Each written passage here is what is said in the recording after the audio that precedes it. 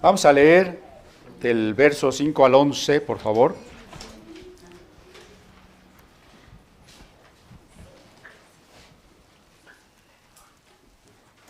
Al oír Ananías estas palabras, cayó y expiró.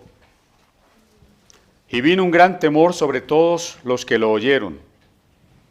Y levantándose los jóvenes, lo envolvieron, y sacándolo, lo sepultaron. Pasado un lapso como de 3 horas, sucedió que entró su mujer, no sabiendo lo que había acontecido. Entonces Pedro le dijo: dime, ¿vendisteis en tanto la heredad? Y ella dijo: sí, en tanto. Y Pedro le dijo: ¿por qué convinisteis en tentar al Espíritu del Señor? He aquí a la puerta los pies de los que han sepultado a tu marido, y te sacarán a ti. Al instante, ella cayó a los pies de él y expiró, y cuando entraron los jóvenes, la hallaron muerta, y la sacaron, y la sepultaron junto a su marido, y vino gran temor sobre toda la iglesia, y sobre todos los que oyeron estas cosas. La primera parte de esta historia la comenzamos hace 15 días, una historia difícil de entender y que despierta muchas preguntas, ¿no? Varios se me acercaron con preguntas muy interesantes. Vamos a tratar de ver si hoy queda más claro y si alcanzamos a terminar la lectura de estos versos. Lo primero que quisiera subrayar es el tema de hoy y que es el fundamento del libro de los Hechos, la resurrección de Cristo. Porque la resurrección de Cristo es un triunfo sobre la muerte. Parece algo obvio, ¿no? Decir que es un triunfo sobre la muerte, pero pensémoslo de esta manera. ¿Quién puede salirse de la tumba? Con toda tristeza, cuando llevamos a sepultar o a cremar a un ser querido, sabemos que por más que quisiéramos, por más que nos duela y le extrañemos, es imposible que regrese de la muerte. Siempre ha habido este anhelo en la humanidad, ¿no? Por eso tantas leyendas de las almas que andan por aquí vagando, o de muertos que regresan y se aparecen en sueños, o que poseen a alguien y ese alguien habla, o el muerto habla a través de un vivo, o leyendas como esas, ¿no? Que no son reales. La única verdad patente de la experiencia, de la historia y de la ciencia es que nadie regresa de la muerte. Por eso el libro de Jonás, profetizando acerca de Jesús, dice Jonás en su oración, que es a la vez un salmo: la tierra echó sus cerraduras sobre mí para siempre. Así es la tumba, como un gran candado del que no hay llave, ¿no? Por eso cuando digo que la resurrección de Jesús es un triunfo sobre la muerte, lo que estoy diciendo es que frente a esa imposibilidad de que alguien regrese, Jesús regresó. Y no regresó como algunos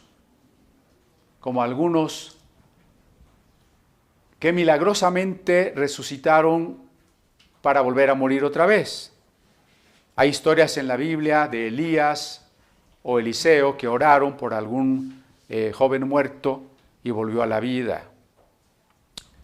Historias en los evangelios y en el libro de los Hechos que Jesús y los apóstoles llegaron a orar por alguien que había muerto y volvió a vivir un tiempo con ese mismo cuerpo corruptible que se envejece y finalmente se volvió a morir. Creo que ahí tenemos todos muy presente la historia de Lázaro, ¿no? ¿Quién no conoce las palabras de Lázaro, levántate, Lázaro, sal? Aquella situación donde Jesús dice precisamente: yo soy la resurrección y la vida. Pero en la resurrección de Jesús no estamos frente a una resurrección que constituiría solamente un milagro. Estamos frente a algo muchísimo más profundo. Estamos en una lucha, no de Dios, Dios es todopoderoso. Hay una lucha en la creación que los antiguos, desde los albores de la humanidad, han considerado la lucha del orden contra el caos. Nosotros pensamos que ahorita va a continuar el sol y que estamos muy tranquilos y al rato va a ser de noche y luego de la primavera viene el verano y etcétera, ¿no? Que va a llover y luego ya no va a llover y todo como rítmico, cíclico, ordenado de tal forma que permite la vida. Pero siempre está la amenaza del caos. Ahorita podría haber un terremoto. Podríamos enfrentar un año de inundaciones o de sequías, o de terribles epidemias, o como muchas películas sensacionalistas lo proponen, un cometa, un asteroide que venga y lo destruya todo. O sea, el caos siempre está allí, hasta en la vida individual, ¿no? Hoy puedo estar muy bien y mañana una enfermedad que yo no me esperaba y la semana que viene ya ni estoy vivo. Entonces, la resurrección de Jesús es el triunfo sobre esa lucha. Porque al final, imagínense que pasan varios siglos o milenios todavía, así como el mundo va. Va a llegar un momento, necesariamente va a llegar un momento, en que la humanidad se extinga, la especie humana se extinga. Va a llegar un momento todavía más largo, pero en que el sol se extinga. Y así con todo lo que existe. Y entonces al final, ¿qué quedaría? Un frío absoluto, una oscuridad absoluta, nada, muerte. Y entonces la pregunta es, ¿qué queda al final? ¿Qué triunfa? ¿Qué permanecerá? ¿La nada, la entropía, el frío, la desaparición del universo o la vida? La resurrección de Jesús es precisamente la señal de que la muerte, la desaparición, la corrupción, la nada ha sido derrotada en el mundo de la finitud, de lo creado. La creación misma está invitada a participar del ser, la nada o el ser, la oscuridad o la luz, la muerte o la vida. Lo que ha triunfado es la vida, es la luz, es el ser. Eso es lo que significa la resurrección de Cristo y es por tanto el inicio y es también la garantía escatológica. Recuerde, ¿se oye bien allá atrás? ¿Sí? Recuerde que escatología es todo lo que se refiera a las cosas últimas en dos sentidos. Últimas en el tiempo, cronológicamente, lo último que va a suceder, pero últimas también en importancia, en el sentido de la meta a la cual una cosa tiende y ya llegó a su punto culminante, ¿no? Que es precisamente la sexta palabra de Cristo en la cruz, en griego, tetelestai, todo ha llegado a su meta, todo está terminado, todo está consumado. Entonces, la resurrección de Cristo es el inicio de la escatología, de ese movimiento, de esa dimensión espiritual y eterna que entra en la historia para ir llevando la historia a la meta que Dios le ha trazado. Y uno se pregunta, ¿pero cómo?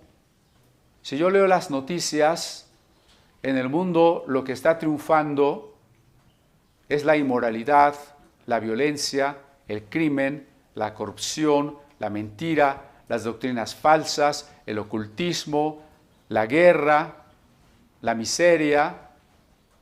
Eso es lo que va ganando, ¿no? Claro, pero nosotros tenemos que ver más allá. Nosotros no podemos olvidar que el Señor es el Señor de la historia y que la resurrección de Cristo ha iniciado el tiempo para que toda esta creación llegue a su meta. ¿Y cuál es la meta de la creación?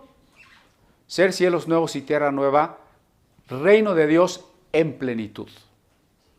Sin el mal y sin la muerte. Reino de Dios en plenitud. La resurrección de Cristo es garantía escatológica. ¿Por qué? ¿Usted y yo nos vamos a morir? Eso es segurito, ¿no? ¿Usted va a venir el próximo domingo? No es seguro. ¿Usted se va a morir? Sí es seguro. Algún día. No para el otro domingo, no. Algún día, ¿sí?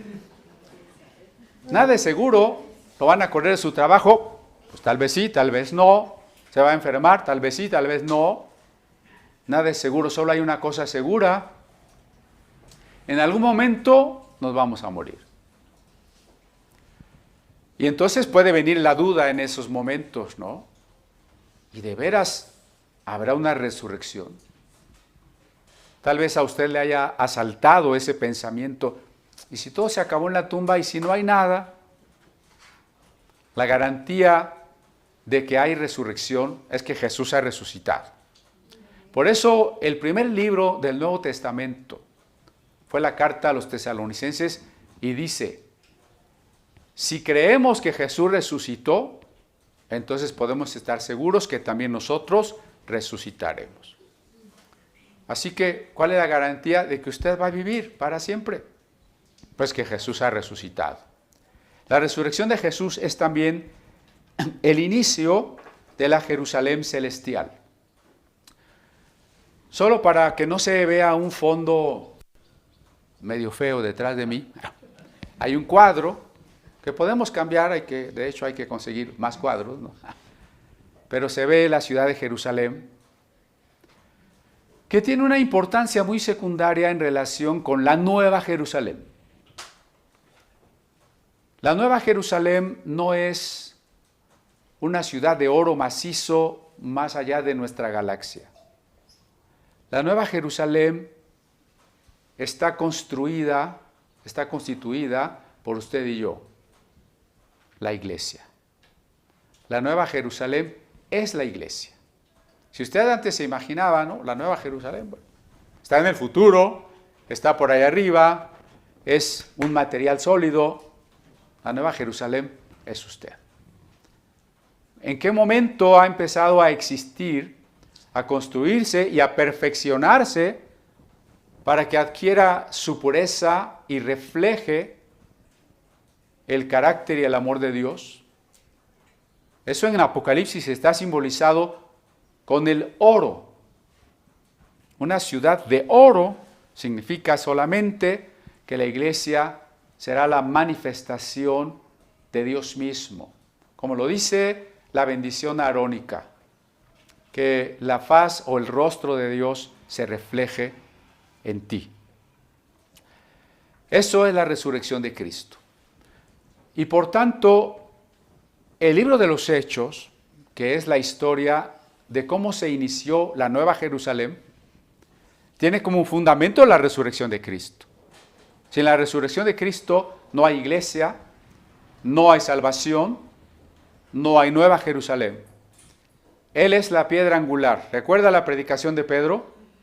Él es la piedra que desecharon los edificadores, pero Él es la piedra sobre la que se construye todo. Vamos al verso 9, lo vamos a leer en griego. Si nos ayudan ahí en la pantalla, por favor.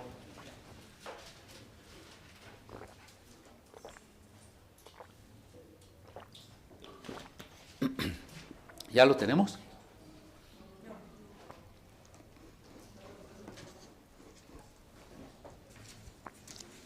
Bueno, el texto dice, o de Petros prosaftin, tioti sinefonithi imin, pirasa tonemakirion.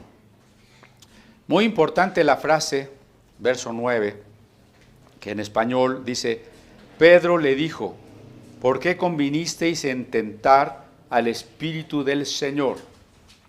En esta historia que acabamos de leer, recuerde que hay un matrimonio. El hombre se llama Hananía o gracia de Dios y la mujer se llama Zafira. Ambos deciden vender la casa y traer la ofrenda, como ofrenda, el dinero con que han vendido la casa, ¿no? Emulando a Bernabé, que fue muy admirado por la iglesia porque dio todo lo que tenía, el dinero de una propiedad muy costosa. Y entonces Ananías y Zafira querían ser también admirados, querían ser también alabados, pero no querían quedarse sin dinero. Quizá les faltaba fe, ¿no? Leo, ¿qué hacemos? Me quedo sin la Afore y ¿qué hago? O, no sé. Sin embargo, ya hemos dicho, estaban en total libertad de dar o de no dar. Podrían haber vendido su casa y no dar un quinto, no pasa nada. Podrían haber dado, como hicieron, la mitad o una cantidad X y decir, es una parte, es la quinta parte o la mitad de lo que recuperamos de la casa, aquí está. ¿Cuál fue el problema? Más allá de dar dinero o no dar dinero, el problema fue decir algo que era una mentira, ¿no? Decir algo que era una mentira. En el momento en que la iglesia está en su nivel, en su condición más pura. Acaba de suceder el Pentecostés. La gente que se ha integrado a la comunidad perseguida son personas que realmente quieren seguir a Dios a pesar de la persecución. Todavía no se da lo que se dará a lo largo de toda la historia de la iglesia, las grandes herejías, la política, las carnalidades y la codicia y tantas cosas. Todavía no se da. Es una iglesia limpia, es una iglesia pura. Y aquí están las primeras personas que quieren contaminar a esa nueva Jerusalén. En ese contexto, entonces, Zafira viene a entregarle a Pedro parte del dinero, ¿no? O tal vez ya el marido había dado el dinero, ella viene también a corroborar y a recibir la gratitud, el reconocimiento por el dinero que ha ofrecido. Dice el 5, ¿no? Que Ananías cayó y expiró. Y que entonces los jóvenes lo envolvieron y lo sepultaron.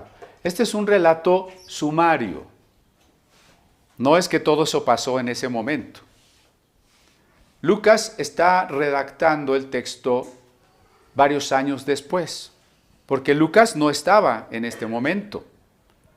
Lucas se convirtió después de Pablo. Del Pentecostés a la conversión de Pablo faltan 7 años. Y de la conversión de Pablo a la conversión de Lucas, no sé cuánto falte, pero quizá 10 años o más, ¿no? Entonces, Lucas está aproximadamente a poco más de 30 años de distancia de lo que sucedió. Él lo dice al comenzar su evangelio, ¿no? Me ha parecido investigar los documentos y entrevistar a las personas para contarte lo que ha sucedido. Entonces, hasta que el libro de los Hechos no empiece a narrarnos las cosas en primera persona del plural, cuando dice fuimos a tal ciudad, mientras no lleguemos a esa forma de narración, Lucas está hablando de lo que le contaron, de los testimonios con que le informaron varios años antes, ¿no? Él no estuvo allí. Entonces, por eso es que los primeros capítulos son muy resumidos de todo lo que pasó en los primeros años. Lucas, por supuesto, lo que quiere es destacar lo esencial. Y entonces, bueno, obviamente el hombre cae muerto y no sabemos qué problemas legales haya habido para empezar. Porque el gobierno romano no permitía a los pueblos conquistados aplicar pena de muerte. Esto parecía una pena de muerte. Imagínense que van con el procurador, no sé si era todavía Pilatos. Pues, es que el Espíritu Santo lo mató. ¿Cómo que el Espíritu Santo? ¿No? Les clausuraron ahí el aposento alto. ¿No? No sabemos qué pasó. Finalmente es obvio, lo tuvieron que sepultar. Todo eso pasó después. Pero en el ínter, quizá Pedro no estaba frente a toda la iglesia cuando esto pasó. Ellos entraron a dejar el dinero, quizá una habitación más pequeña donde estaba Pedro, con alguna otra o otras personas. Y cuando el hombre murió, lo llevaron a otro lado, quizá primero para tratar de reanimarlo. No, para todos no era claro que, sí, ya se acaba de morir. O para ver qué es lo que iban a hacer, ¿no? El punto es que en el lugar donde estaba Pedro ya no estaba el cadáver del marido cuando la mujer llega. Y la mujer no se ha enterado de lo que ha pasado. Les digo, la iglesia, las pocas personas de la iglesia que acaban de vivir esto, todavía están desconcertadas de qué es lo que ha sucedido, ¿no? Cuando el texto dice que toda la iglesia se llenó de temor, pues eso fue después, no es en ese instante. La prueba es que llega la esposa y no se ha enterado de nada. Y llega con Pedro, y entonces Pedro le pregunta, ¿vendiste la heredad en la cantidad que trajiste de ofrenda? Sí, lo trajimos todo. No nos dieron ni un quinto más. Realmente trajimos todo. Y entonces ya sabemos que ella también va a sufrir la reprensión del Señor. Pero entonces detengámonos aquí en varias cosas. Primera, los errores tácticos y estratégicos de Pedro. Pedro se quedaba sin apoyo social. Imagínense que cuando le traen esa ofrenda, él contesta a los oferentes, a las personas generosas que han traído esa ofrenda, ¿por qué llenó Satanás tu corazón? Seguro se va a quedar sin ovejas usted si le dice eso a algunos hermanos, ¿o no? También se estaba quedando sin apoyo económico, porque entonces, ¿a quién se le ocurre rechazar una ofrenda de ese tamaño? Se estaba quedando sin apoyo político porque las autoridades judías ya le habían prohibido predicar y él había intentado congraciarse con ellos y obedecerles y hacer una complicidad con ellos. No tenía apoyo político ni romano ni judío. No tenía apoyo militar porque nunca le dijo a los discípulos, vamos a comprar armas. Somos los zapatistas cristianos del primer siglo. Vamos a comprar armas. Por eso les digo, los errores tácticos de Pedro. Es líder de un movimiento, es líder de un grupo de personas, grupo numeroso, y no busca, y no piensa, y no construye apoyos sociales, económicos, militares y políticos. ¿Qué Pedro? Esto contrasta, y hay que verlo porque sucederá a lo largo, no de la historia de la iglesia solo, sino de la historia de la religión. Muchos líderes religiosos, vamos a englobar líderes religiosos, han sido lo contrario de Pedro, ¿no? Por ejemplo, gurúes o líderes de estos movimientos espirituales orientales. Los Beatles, que fueron un grupo muy famoso seguían a un gurú que tenía una colección de Rolls Royce, carros de lujo, que tenía ametralladoras y armas poderosas, que esclavizaba a los adeptos y que tenía mucho dinero y que habían comprado un terreno y un rancho muy grande en los Estados Unidos y tenía seguidores en muchos países, más todo el apoyo, el dinero, la fama que le daban, por ejemplo, los Beatles, que hasta hicieron canciones evangelísticas como la de Hare Krishna, ¿no? Por supuesto, drogas, porque tanto esa secta como ese gurú, que ahora se vende en sus libros con el nombre de Osho, promovían las drogas. El Yellow Submarine era el LSD y demás, ¿no? Pero era un líder espiritual, lo contrario de Pedro, ¿no? Pero eso también se da en la India. La casta de los brahmanes justifican ser los ricos, los que viven en la opulencia. ¿Por qué? Porque seguramente en una vida anterior fueron buenos y por eso tienen ese premio. Y a los pobres que les va muy mal, pues ni hay que hacer nada por ellos, están pagando algo que hicieron en la otra vida. Son los parias, ¿no? Entonces, los brahmanes están arriba. Pero también hay muchos rabinos judíos, como en Nueva York, que tienen el mismo caso, ¿no? No se diga dentro de, por ejemplo, los actuales apóstoles. Y lo digo con tristeza, ¿no? Porque no podemos alegrarnos en pues las desgracias que sufre la Iglesia de Cristo.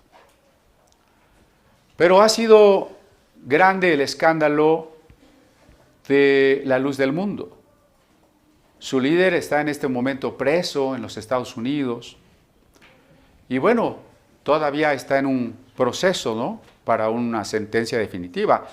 Pero los testimonios y documentos que se han aportado apuntan hacia alguien que prostituía constantemente niñas de 9 años a 14 años, que tenía un arsenal de armas poderosas, que manejaba millones de dólares.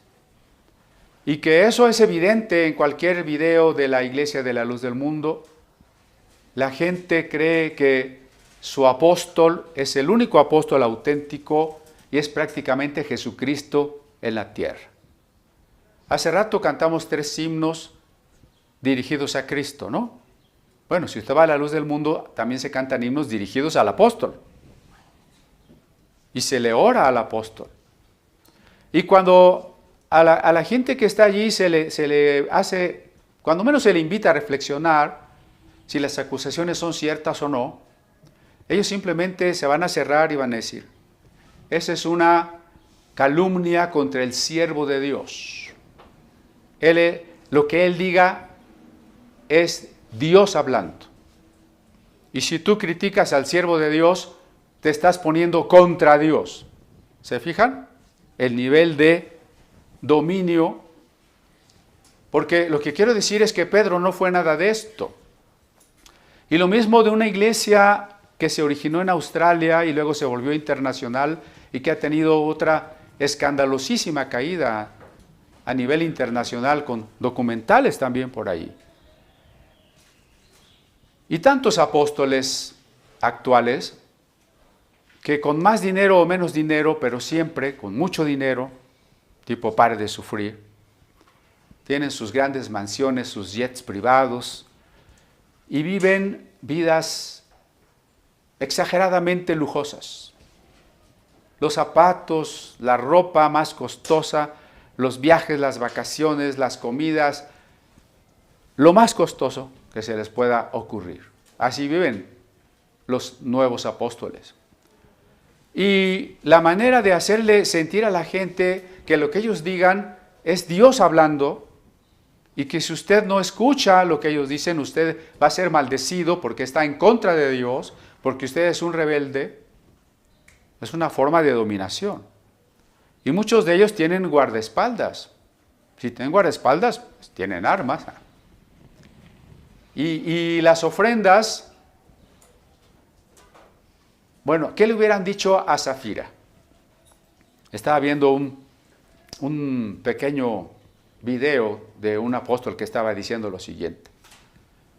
Si dejan aquí sus bolsillos vacíos, se van a ir llenos de Dios. Y convencía a la gente de pasar y irse vacío. Si Pedro hubiera sido más astuto, convence a Ananías y Zafira de pues, darlo todo, ¿no? Pues es la mitad, tráete lo demás, dale.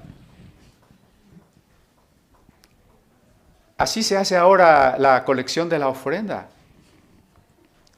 Porque estos apóstoles abusan de la iglesia en muchos sentidos, ¿no? En muchos sentidos.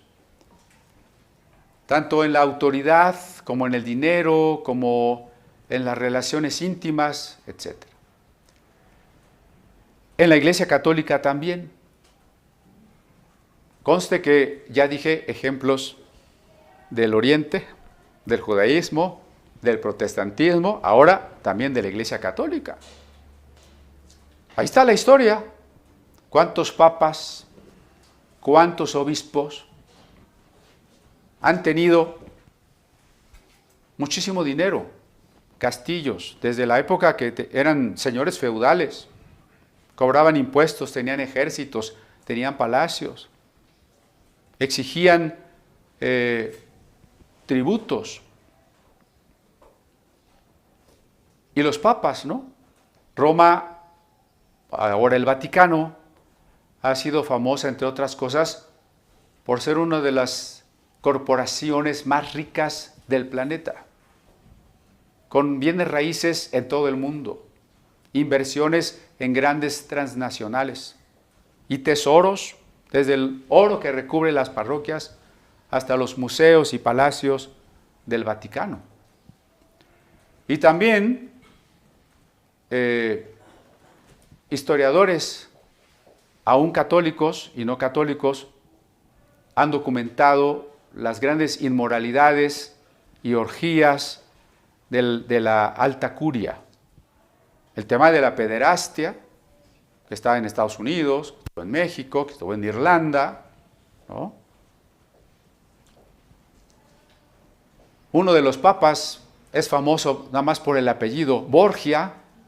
Ya con Borgia usted se imagina lo que era cierto, todo lo demás, ¿sí?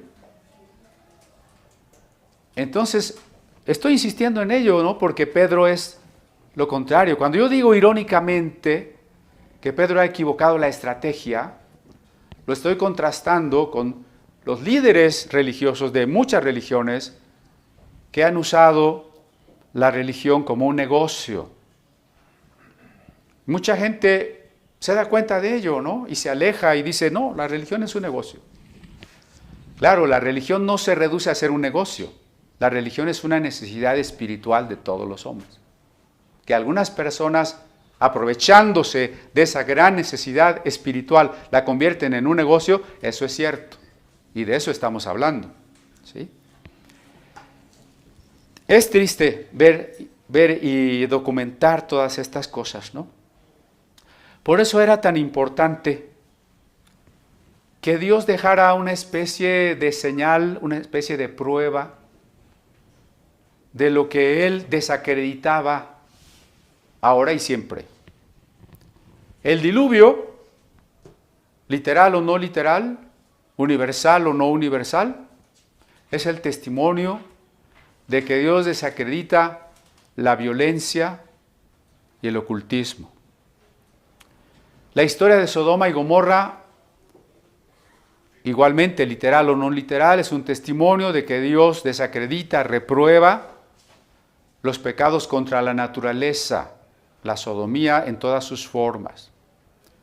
La historia de Ananías y Zafira es una historia que testimonia el hecho de que Dios reprueba la corrupción, la inmoralidad, la mentira, la codicia dentro de la Nueva Jerusalén, que es la iglesia. Dios tenía que dejar asentada esa pauta para que todos nosotros después pudiéramos caminar conforme a ella. Entonces, ¿cuál es el problema? Les leí el verso 9, que fue lo que leímos en griego. Pedro le dijo, ¿por qué convinisteis en tentar al Espíritu del Señor? Vamos a parafrasearlo. ¿Por qué tu marido y tú se pusieron de acuerdo suponiendo que a Dios lo pueden engañar? Pero más que eso, mintieron ante la congregación. Eso es importante, porque nuestra vida, nuestras decisiones, tanto el pecado como las cosas espirituales positivas, se dan en 3 niveles. El pensamiento, la palabra y la acción. Imagínese que en su pensamiento usted dice, pues sí, yo sí creo que Jesús es el Salvador. Pero ahí se queda la cosa. Dice Romanos 10, si confesares con tu boca, ¿no? Entonces, del pensamiento, ¿a dónde tiene que ir? A hablarlo, porque hablarlo es una manifestación de lo que hay dentro de nosotros. Es una confirmación de aquello que hemos pensado. Y después de hablarlo, las personas se metían en el agua, se bautizaban, ¿no? Entonces, lo que habían pensado o entendido, lo decían con la palabra, con la oración, con la confesión audible de quién es Jesucristo para ellos, y luego con la acción de bautizarse. ¿Ve? Todo lo que hacemos tiene 3 niveles. Pensemos en Ananías y Zafira. Su primer nivel era el pensamiento. ¿Lo damos o no lo damos? ¿No? Todo, no doy todo. ¿Qué digo? Después la plática. Oye, vieja, ¿qué te parece que? No, pues sí tienes razón, viejo, ¿por qué? Nos vamos a quedar sin nada. Oye, pero fíjate cómo a Bernabé, pues qué bien le ha ido, todos lo quieren mucho porque pues lo dio todo. No, ya sé, pues mira, digamos que es todo, pero nosotros acá. Porque si saben que tenemos, luego nos piden prestado. Mejor que no sepan. O aquí, si nos vamos a México, nos van a secuestrar. Mejor no decimos nada. Y estaba bien, ¿no? Pero el problema fue que ante la iglesia, ellos pasaron de la palabra al acto de decir públicamente y de engañar públicamente a todos y decir, esto es así. Bueno, para ilustrarlo más fácilmente, es muy diferente que un día en mi pensamiento me den ganas de matar a alguien. Otro paso es decirle, híjole, ¿sabes qué? Quiero matar a fulano. Y el tercero es que de veras ya me lo eche, ¿no? Bueno, hagan de cuenta que Ananías y Zafira ya llegaron a ese nivel de poner en práctica lo que habían elucubrado. Entonces ya hay una deliberación, ya hay una intención clara y profunda de lo que están decidiendo, ¿sí? O sea, no pensemos que a veces Dios es inequitativo o exagera los castigos. Porque en aquella otra historia donde un sacerdote detiene el arca para que no se caiga, ¿se acuerda?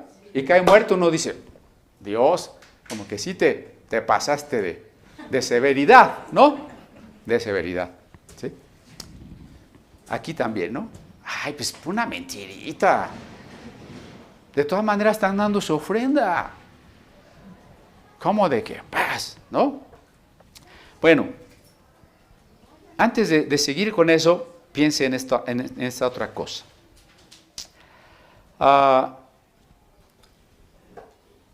Zafira cae en varios errores. Uno de esos errores es hacerse cómplice de la familia por encima de la justicia. Se me hace que ella sí era mexicana. ¿Sabe cómo somos nosotros?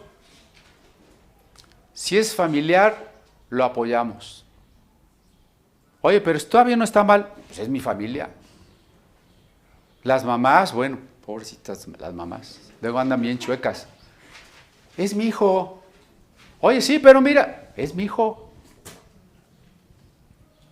O alguien es un juez, un político, y los más corruptos son sus hijos, y No, no son corruptos. ¿Verdad? ¿Sí se ha fijado?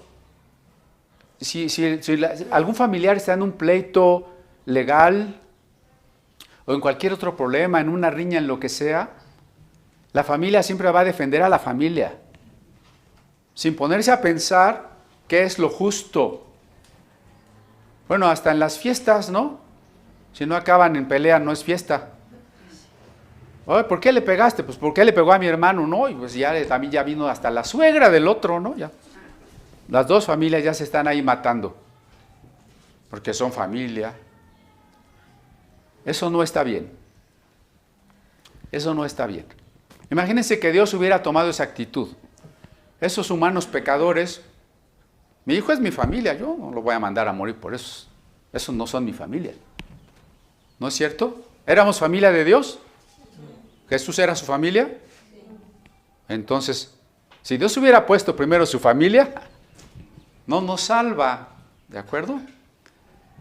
Entonces, hermanos, como cristianos tenemos que llegar a la madurez. A ver, detuvieron a mi hijo por X infracción. Yo no voy a ir a dar una mordida, un cohecho, para que lo suelte. Que aprenda. Si se lo merece, que aprenda. ¿Sí? Porque luego hasta el chamaco embaraza a una muchacha, ay, vete de viaje. Desaparécete. Desoblígate. Eso no puede caber en una cabeza cristiana, ¿me explico? Nosotros no podemos defender o justificar o hacernos cómplices ni de la mamá, ni del papá, ni de los hijos, ni de los primos, ni de los tíos, ni de nadie. A nosotros nos tiene que interesar solamente una cosa. ¿Algo es justo o no es justo? ¿Es bueno o no es bueno? ¿Es correcto o no es correcto? Punto.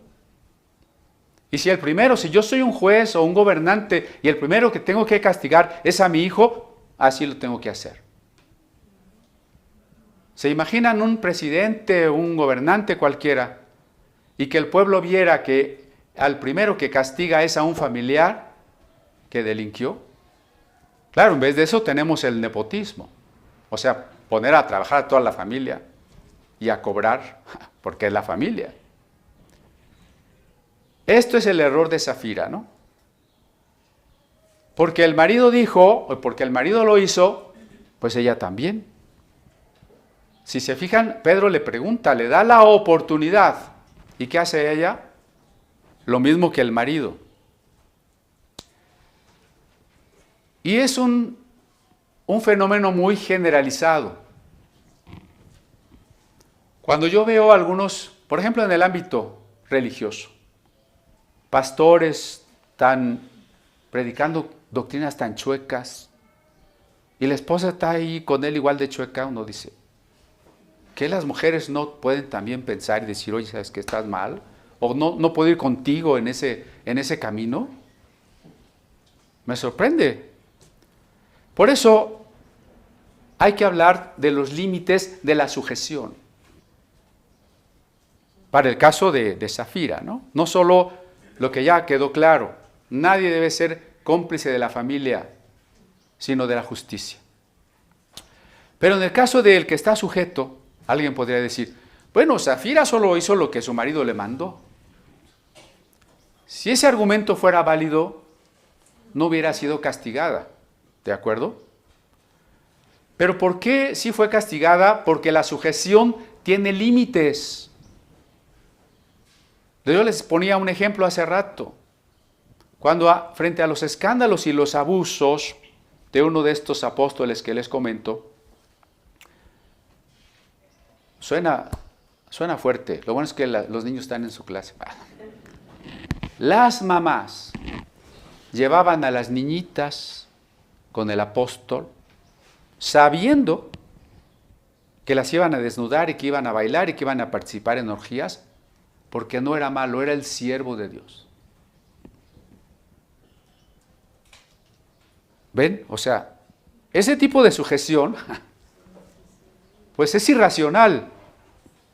Por eso digo, ¿cuáles son los límites de la sujeción? Son varios. Número 1, la palabra de Dios. Y eso lo acabamos de ver en el capítulo anterior, cuando el apóstol Pedro y Juan son amenazados. Oren por los enfermos, hablen de Dios lo que quieran, pero no digan que Jesús resucitó. ¿Se acuerdan? Y las palabras de Pedro que ya debemos saber de memoria. Es necesario que obedezcamos a Dios primero que a los hombres. Dios primero. Es decir, la palabra de Dios es una autoridad por sobre cualquier otra autoridad. Yo estoy obligado, por mi carácter cristiano que debe ser humilde y manso, a obedecer a cualquiera que sea mi autoridad. Mi padre, mi esposo, mi jefe del trabajo, mi gobernante. Pero cuando cualquiera de esas autoridades me ordene o me pida o me invite a realizar un acto que contradice lo que Dios me ha hablado claramente en la Biblia, y que entonces es a todas luces un acto inmoral, yo tengo que anteponer la autoridad de la palabra de Dios. ¿De acuerdo? Yo no estoy justificado para ser rebelde con mi padre, jóvenes. No estoy justificado para ser rebelde con mis autoridades en el trabajo, hermanos que trabajan. No estoy justificada para ser rebelde con el esposo, esposas, ni con el pastor, queridas ovejas. Pero cuando cualquiera de esas autoridades me diga algo que contraviene claramente a la palabra de Dios, mi responsabilidad es desobedecer ese punto. No tener un corazón rebelde, no aprovechar para ser rebelde, sino desobedecer en ese punto en que estoy siendo conminado a hacer algo indebido. Los primeros cristianos van a ser perseguidos por eso cuando se nieguen a adorar la efigie del emperador Nerón. Pero no eran unos rebeldes contra el imperio romano. Los padres apologistas que escribieron explicando el problema y la forma injustificada en que los cristianos eran perseguidos, redactaban eso. Los cristianos somos los únicos que consciente y voluntariamente obedecemos al imperio, que oramos por el emperador. Pero en ese punto no podían obedecer. En todo lo demás eran mansos y obedientes, ¿no? Como tiene que ser. Entonces, el primer límite a la autoridad, y en este caso de la esposa, es la palabra de Dios. ¿Qué pasaría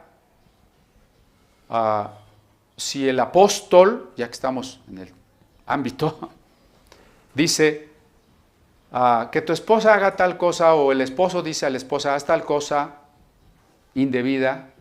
¿Qué tendría que hacer la esposa? La palabra de Dios primero, ¿no?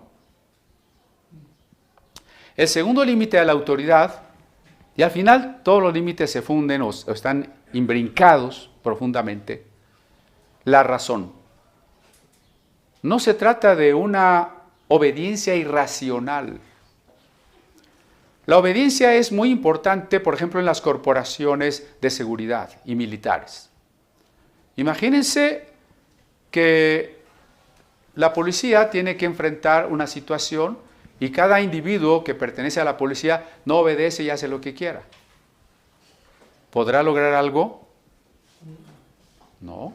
Usted sabe precisamente por qué los romanos de esta época en la que nació el Señor Jesucristo eran tan poderosos, porque habían vencido a todos los otros ejércitos por la obediencia y la disciplina. Ellos, una legión se formaba, sus escudos, sus espadas cortas, el gladius, y los otros venían en desbandada, ¿no? ¡Pah! Una chusma y se les aventaba. Estos no se desformaban, entonces, pues nunca perdían. La obediencia, la disciplina. Eso es muy importante. Pero el límite de eso es la razón. Usted tiene que obedecer a su superior, ¿no? hermano David. Al capitán, al teniente, al coronel, a quien sea. Pero ¿qué pasa? A ver, soldados van a ir a tal lugar, ahí están los campesinos estorbando, van y me los matan. ¿Tendría el soldado que obedecer? O sea, en teoría sí. Pero si es racional, no puede obedecer. Me van a arrestar, me van a destituir, me van a multar, me van a fusilar. No puedo obedecer en algo que es irracional, en algo que es inmoral.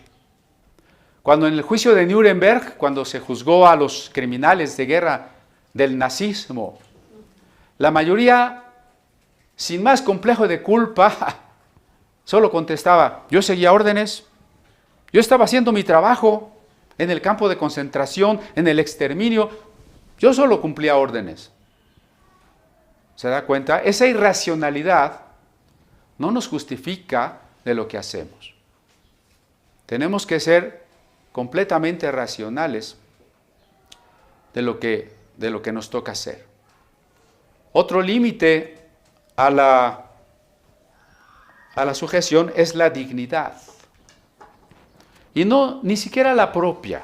Jesús estuvo dispuesto a dejar toda su dignidad por nosotros. Pero lo que quiero decir es que la autoridad nunca va a querer quitarle la dignidad a la otra persona, al subordinado. ¿Por qué? Porque la autoridad es el amor protector. Y el amor no quiere denigrar, no quiere destruir a la otra persona. Entonces la dignidad y la libertad son límites a la autoridad. Cuando, volviendo al ejemplo de los capataces de los campos de concentración, le van a quitar su dignidad a los que están ahí presos, porque les dieron orden. Pero no tendría que haber intervenido entonces la razón y decir: no puedo quitarle la dignidad a otro ser humano. También en el ámbito religioso hay algunas órdenes monásticas donde se profesa voto de obediencia. ¿Eso qué quiere decir? Un juramento religioso de que si un superior en la orden me ordena algo, ni siquiera voy a cuestionar la orden, solo me queda obedecerla. Y por eso hubo momentos, por ejemplo, en las guerras de religión en Francia, donde miembros de la orden de los jesuitas, los monjes soldados, podían cometer asesinatos porque los superiores se los habían ordenado. Además, ¿qué tenía de malo matar a un hereje? Era un hereje.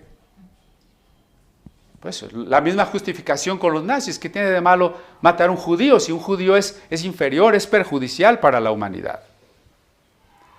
Entonces, nunca podemos aceptar, ni debemos aceptar órdenes que contradigan la dignidad y la libertad de las personas. Lutero escribió un libro que se llama De la libertad cristiana.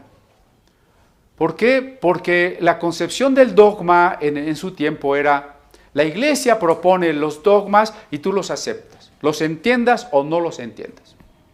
Y tú te sometes a la iglesia, si no la iglesia no te da los sacramentos, y si no te da los sacramentos no te salvas.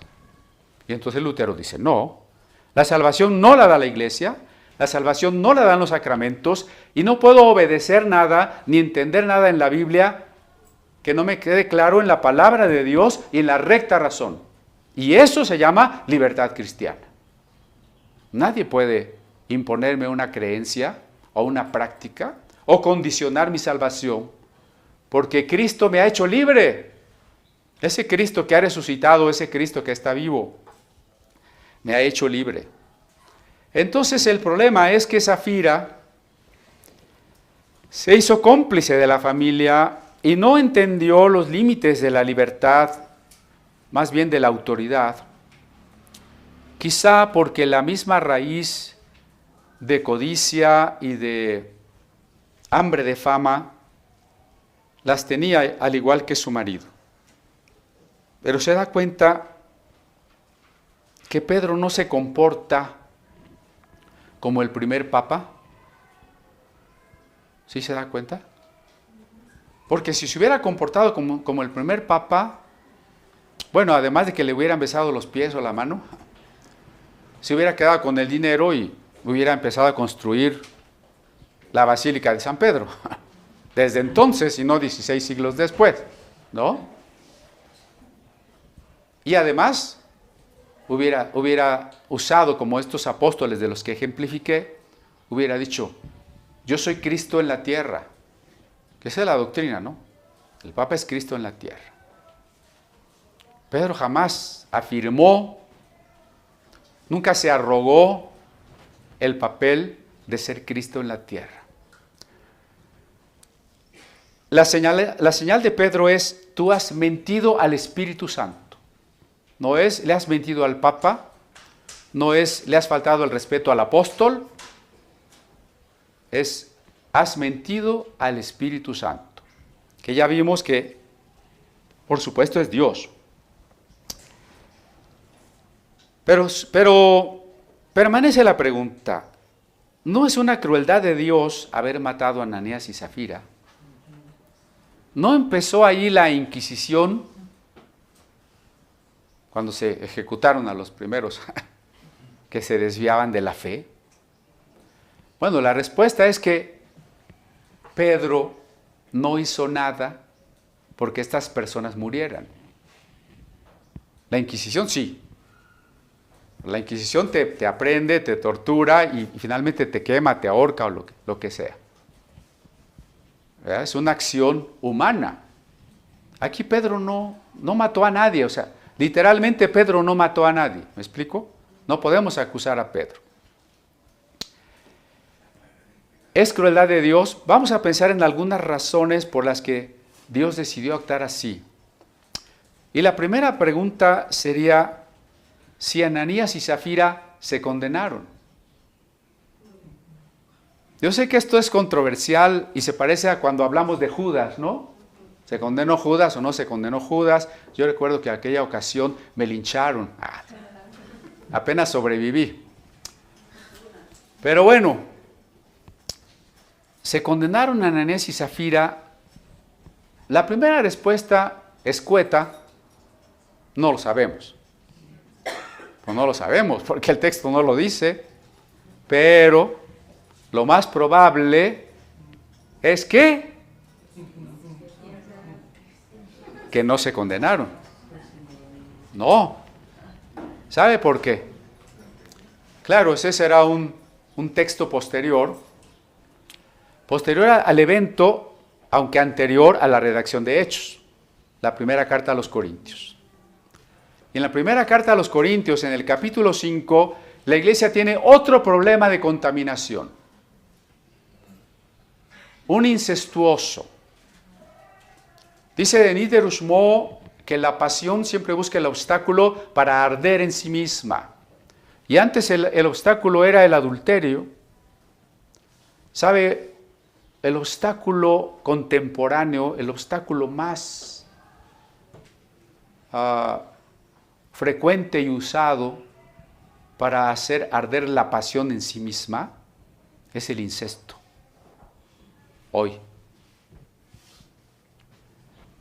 La iglesia de Corinto tenía un problema de incesto. Y entonces Pablo dice, si ustedes permiten que esa persona continúe en la iglesia participando como si nada pasara, primero la iglesia se va a contaminar. Porque las conductas socialmente se imitan. Eso lo tenemos que tener muy claro. ¿Por qué la sociedad se convierte, entre otras cosas, en la masa? ¿Por qué lo que alguien hace, todos lo hacen? Noten que la manera de las conductas de la gente son prácticamente las mismas en todas partes. Toda la gente hace las mismas cosas, las mismas modas, las mismas ideas, los mismos pecados. Las conductas sociales se imitan. ¿Qué pasaría si alguien muy espantado se para, grita y sale corriendo? Pues a lo mejor sale otro y si salen tres ya todos se van a salir corriendo. ¿Y por qué? Pues quién sabe. Porque el otro corrió. Así sucede. Entonces, si una persona que está en pecado empieza a convivir con los demás, justificando, hablando de esas cosas, y todos los demás tácitamente lo aprueban porque nadie dice nada, entonces la iglesia relaja su moral y dice, bueno, se puede, ¿no?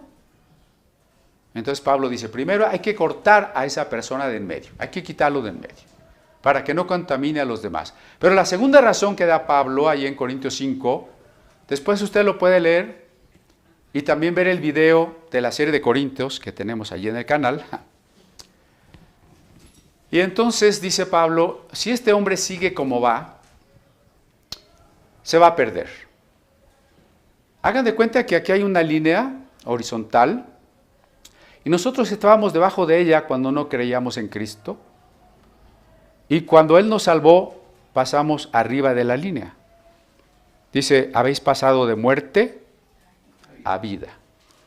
Bueno, este hombre estaba en esta dimensión de la vida, pero no creciendo en Cristo cada día, sino decayendo, acercándose peligrosamente otra vez a la línea para cruzarla hacia abajo. Y si eso hubiera sucedido, sí se condena irremisiblemente. Por eso dice Pablo, entréguenlo a la muerte de la carne, entréguenlo a Satanás, dice, para que su espíritu sea salvo en el día del Señor. Fíjense, no me puedo extender en esto porque no tengo tiempo, pero véalo en Corintios. Para que su espíritu sea salvo en el día del Señor. Porque este hombre se murió temprano, para que no se perdiera. Así que esta es una gran posibilidad de Ananías y Zafira. El Señor los castigó para que la iglesia aprendiera y para que no se perdieran. Entonces no cabría calificar este acto como de crueldad divina. Muy relacionado entonces, recuerde que la Jerusalén celestial necesita buscar la pureza o volverá al mundo. ¿Qué diferencia hay entre algunas instituciones religiosas de todas las épocas y las demás instituciones no cristianas? No hay, ¿no? En estos ejemplos que ponía de los obispos, digo, en esta historia contemporánea, tuvimos un obispo muy famoso que era mafioso y que los propios narcos lo mataron allá en Guadalajara, ¿no? Y tuvimos otro obispo aquí en el Estado de México que era un multiinversionista del grupo político más importante. Y tenemos un contubernio entre los grandes jerarcas religiosos y los políticos, donde se toleran los delitos porque se apoyan mutuamente, porque se benefician mutuamente. ¿En qué se parece entonces en esos casos la iglesia que se dice de Cristo? ¿En qué se distingue del mundo? Como diría Søren Kierkegaard, allá en Dinamarca, la iglesia de Dinamarca es la cristiandad, pero la cristiandad vive en las categorías del mundo, no vive en las categorías del cristiano. Y lo más grave de eso es que los que están en la cristiandad se creen cristianos y no se dan cuenta que no son cristianos. Entonces por eso era tan importante que Dios demostrara que la Jerusalén celestial tiene que mantenerse en la pureza y que tuviésemos un ejemplo del castigo de Dios que tiene que llegar hoy o en el día del juicio. Porque la pregunta es, bueno, si Ananías y Zafira se murieron por una mentirita, híjole, yo no sé ni para dónde voltear, ¿no? A mí me van a hacer polvito. Ahorita comento eso, pero por lo pronto digo, sí hay una demanda de Dios, por supuesto para el no creyente, pero también para los creyentes. Y si no es ahora, vendrá después, ¿no? Pablo lo dice, aunque no refiriéndose solamente a eso, que nuestra obra será probada por el fuego y habrá obras que no van a permanecer. Y Lucas dice que el siervo que fue negligente recibiera muchos azotes. ¿Y en qué consisten? No me lo pregunte porque no lo sé. Lo que sé es que Dios nos va a pedir cuentas de todo.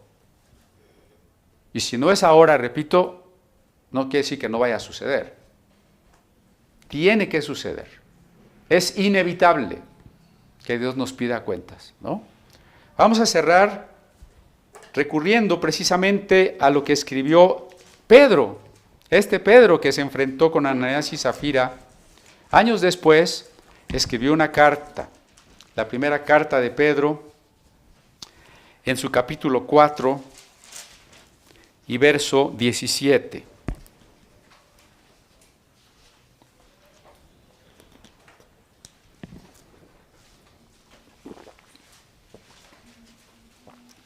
Porque es tiempo de que el juicio comience por la casa de Dios. Ese es el título de nuestra reflexión hoy. Es tiempo que el juicio comience por la casa de Dios. Sí, Dios va a juzgar al mundo y a veces decimos, ay Dios, que ya acabaras con los malos, ¿no? Ya castigaras a los corruptos, a los criminales, a los violentos. Y Dios dice, sí, los voy a castigar, pero empiezo por ustedes. ¿Se acuerdan lo que dije de la familia? Nosotros justificamos a la familia, nos hacemos uno con la familia, haga lo que haga. Y Dios dice, no, su juicio empieza por la casa.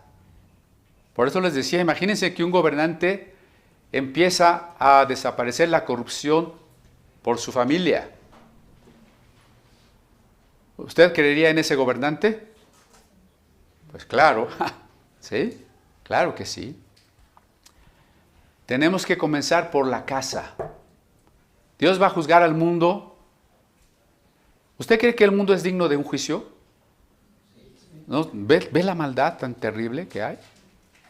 La cantidad de asesinatos. Se merece un juicio. Pero el juicio tiene que comenzar siendo juzgados nosotros. ¿Y por qué entonces no se caen muertos unos hermanos cada domingo? De hecho, ya ni tendríamos congregación. ¿Sabe? Porque si Dios nos juzgara en la condición en que está la iglesia ahorita, no tendríamos congregación.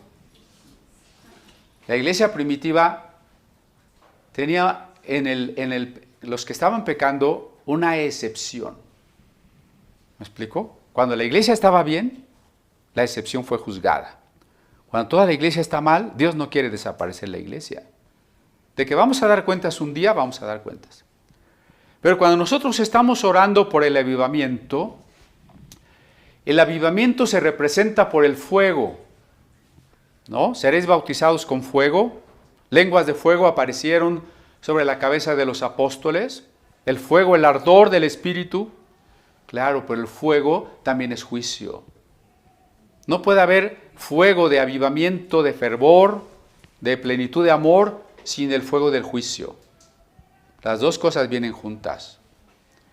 Así que tenemos que orar y anhelar y buscar un avivamiento cada vez mayor, pero saber también que viene aparejado con el juicio. Por eso en este pasaje encontramos 2 veces la siguiente frase. No pierda Pedro, escúcheme lo que leo de Hechos. Dice en el versículo 5 al final, vino gran temor sobre todos los que lo oyeron. Y luego en el 11, y vino gran temor sobre toda la iglesia y sobre todos los que oyeron estas cosas. 2 veces la palabra phobos. Ya hablamos un domingo, solo nos quedamos en el análisis de la palabra phobos. Pero aquí además tiene un adjetivo de cantidad. Gran temor. Gran temor, gran phobos. Y si el temor de Dios es, como dice Pablo, temor y temblor, imagínense, gran temor. El cristianismo es eso. un caminar en temor y temblor. Si por ahí usted ha escuchado o alguien le ha querido enseñar que el cristianismo es relax, o sea, todo está bien, pura prosperidad, pura bendición, puro triunfo, puro apapacho divino, olvídese, ese no es el Evangelio.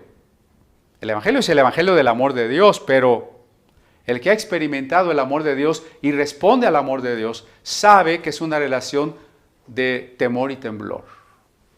¿Sí? Y entonces, si vino un avivamiento tan grande, vino un juicio también para mantener y purificar ese avivamiento. Entonces, el avivamiento tiene que venir acompañado de gran temor de Dios. ¿Usted cree que a la semana siguiente otra pareja quiso hacer lo mismo? ¿O cualquier otro pecado? Yo creo que al menos unos meses o unos añitos la iglesia anduvo bien derechita. Casi dan ganas de pedirle a Dios que por aquí se caiga un muertito, a ver si nos enderezamos los demás, o si caigo yo, pues usted se endereza, ¿verdad? Porque tiene que venir temor y temblor. Me regreso a Pedro, y entonces Pedro dice, es tiempo que el juicio, verso 17, comience por la casa de Dios. Y si primero comienza por nosotros, ¿cuál será el fin de aquellos que no obedecen el Evangelio de Dios? O sea, sí hay un juicio para el no creyente, pero primero hay un juicio para el creyente. Por supuesto, el juicio para el creyente no se trata de ver si se va al infierno o no, porque si algo está garantizado por la gracia de Dios, es que nos ha salvado y perdonado. Pero no quiere decir que se va a salvar de los varazos. O sea, si mi hijo desobedece o hace algo que amerita un castigo, no va a dejar de ser mi hijo, ¿eh? Estaría mal si como padre digo, tú ya no eres mi hijo, olvídate que tienes padre. Ese no es el camino. El camino es tomar la vara y darle unas. Que le duelan, mamás, que le duelan. Con eso termino ahora sí. Porque hay mamás, primero, que no quieren disciplinar a los hijos. Los hijos se les trepan a las barbas, bueno, al peinado, en el restaurante y donde sea, y nunca lo disciplinan. Y si lo disciplinan, le dan un manacito que, ay, yo puedo desobedecer, ese manacito que me dé todos los manacitos que quiera. No, la vara de Dios, si es de papá, nada de que feminismos, Dios es padre, es papá, y cuando pega con la vara, pega en serio. Si Ananías y Zafira tal vez no se condenaron, pues sí se murieron. Entonces, tenemos que andar en el temor de Dios, porque el juicio, que ya no tarda, si el Señor viene pronto, comienza por la casa de Dios. Amén.